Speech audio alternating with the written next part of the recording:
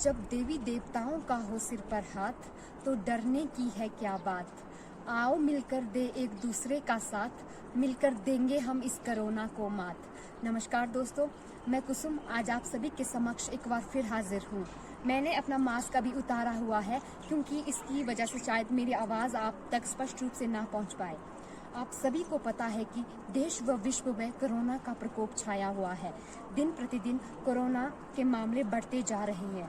आपने देखा होगा कि जो कोरोना वायरस की दूसरी लहर भारत में आई है, उसने बुजुर्गों के साथ साथ युवाओं को भी काफ़ी प्रभावित किया है। आप रोज़ न्यूज़ चैनलों व फ़ोन के माध्यम से आप कोरोना से संबंधित खबरें रोज़ सुनते हैं, जिस कारण देश में भय का माहौल बना हुआ है।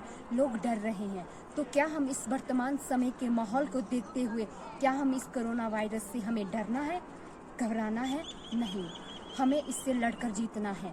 तो आज हमें ज़रूरत है तो बस सिर्फ सतर्क रहने की, एक दूसरे की मदद करने की और अपनी और अपनों की सुरक्षा करने की। तो वो कैसे होगा? वो होगा मास्क पहनकर, उचित दूरी बनाकर, बेवजह घर से बाहर ना निकलकर और बार बार अपने हाथों को धोकर। इन बातों का तो आपको अपने दैनिक जीवन में ध्यान रखना ही है। साथ ही साथ आज हम आप सभी के समक्ष 3 बातों पर विशेष रूप से ध्यान देना चाहेंगे। पहला है वैक्सीनेशन, दूसरा है योग और तीसरा है सकारात्मक सोच। तो वैक्सीनेशन से संबंधित मेरी सहयोगी अंजलि आप सभी के समक्ष इससे संबंधित अपने विचार साझा करेगी। नमस्कार, मैं अंजलि आपके समक्ष वैक्सीन से संबंधित कुछ जानकारी साझा करना चाहूँगी। आप सभी को पता है कि देश में टीकाकरण से संबंधित अभियान चलाया जा रहा है, परंतु बहुत से लोग वैक्सीन नहीं लगवा रहे हैं, खासकर बुजुर्ग। उनका मानना है कि वैक्सीन लगवाने से उनके शरीर पर कोई गलत प्रभाव पड़ेगा। परंतु ऐसी स्थिति में हम सभी युवाओं का ये फर्ज बन जाता है कि हम अपने घर के बुजुर्गों तथा सभी लोगों को वैक्सीन से अवगत करवाएं, इसकी जानकारी उन्हें ज़रूर उपलब्ध करवाएं।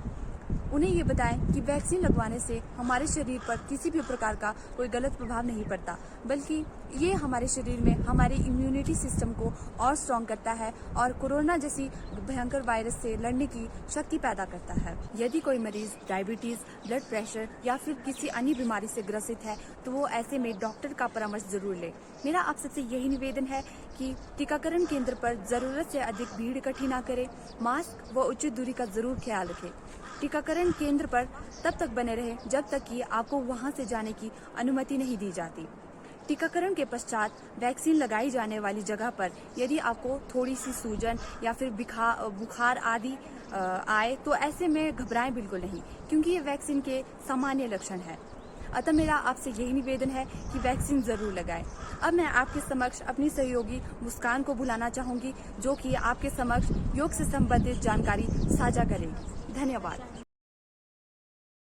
आप सभी को मेरा स्नेह भरा नमस्कार। मैं मुस्कान ठाकुर आज आप सभी के सामने योग से संबंधित जानकारी साझा करना चाहती हूँ। मेरा ऐसा मानना है कि अपने आप को समय देना बहुत जरूरी है। योग से शरीर स्वस्थ रहता है। इससे कोरोना वायरस ही नहीं बल्कि अन्य प्रकार के रोग भी नहीं होते। वर्तमान समय में 5 प्रकार के प्राणायाम कर शरीर के श्वसन तंत्र को मजबूत कर रोग प्रतिरोधात्मक क्षमता को बढ़ाया जा सकता है। ये 5 तरह के प्राणायाम कुछ इस प्रकार से है: भस्त्रिका, कपालभाति, अनुलोम विलोम, भ्रामरी एवं उद्गीत। पहला प्राणायाम है भस्त्रिका। भस्त्रिका हमारे पाचन तंत्र, हृदय, मस्तिष्क और फेफड़े को स्वस्थ रखता है। इसके साथ साथ ये कफ और पित्त को भी संतुलित रखता है। दूसरा प्राणायाम है कपालभाति। ये हमारे शरीर के सभी अंगों को स्वस्थ रखता है। तीसरा प्राणायाम है अनुलोम विलोम।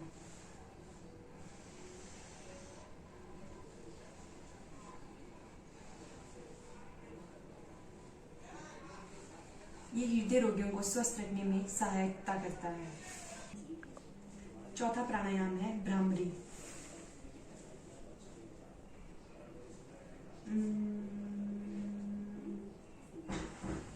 ये तनाव से मुक्त रहने में हमारी सहायता करता है।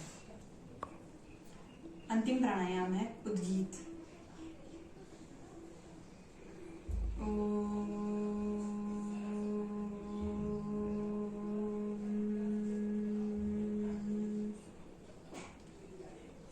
माइग्रेन और अवसाद से निजात दिलाता है। मेरा आप सभी से यही निवेदन है कि आप अवश्य मेडिटेशन और योगा जरूर करें। धन्यवाद। अब मैं आपके सामने अपनी सहयोगी कुसुम को बुलाना चाहती हूँ, जो सकारात्मक सोच पर अपने विचार रखना चाहती है। जी हाँ, सकारात्मक सोच। हमारी सोच जैसी होगी हम वैसा व्यवहार करेंगे। अच्छा सोचेंगे तो अच्छा होगा, बुरा सोचेंगे तो बुरा होगा। पर यदि हमारी सोच अच्छी होगी तो ऐसी कोई भी लड़ाई नहीं है जो जीती नहीं जा सकती है। इसलिए इस दौर में हमें अपने आप को सकारात्मक बनाए रखना है। यही वह समय है जब हमें एक दूसरे का सहयोग और साथ देने की सबसे ज्यादा जरूरत है। यदि आपके आसपास भी कोई व्यक्ति यदि परेशान है या बीमार है तो आपको उनके साथ सकारात्मक बातों को साझा करना है और उन्हें ठीक होने के लिए प्रोत्साहित करना है, तभी वो जल्दी से ठीक हो पाएंगे। और साथ ही साथ ये नकारात्मक बातें हमारे दिमाग में उस समय ज़्यादातर आती है जब हम खाली बैठे रहते हैं। इसलिए आपको अपने आप को व्यस्त रखना है, चाहे आपके घर के काम हो, खेत के काम हो, आपकी पढ़ाई हो, जिस भी काम को करने में आपका मन लगता है आप उसमें अपने आप को व्यस्त रखें। बस इस समय हमें अपने आप में थोड़ी सी हिम्मत जुटानी है और अपने ऊपर विश्वास बनाए रखना है, क्योंकि हम अवश्य ही इस महामारी को हराकर जीतेंगे।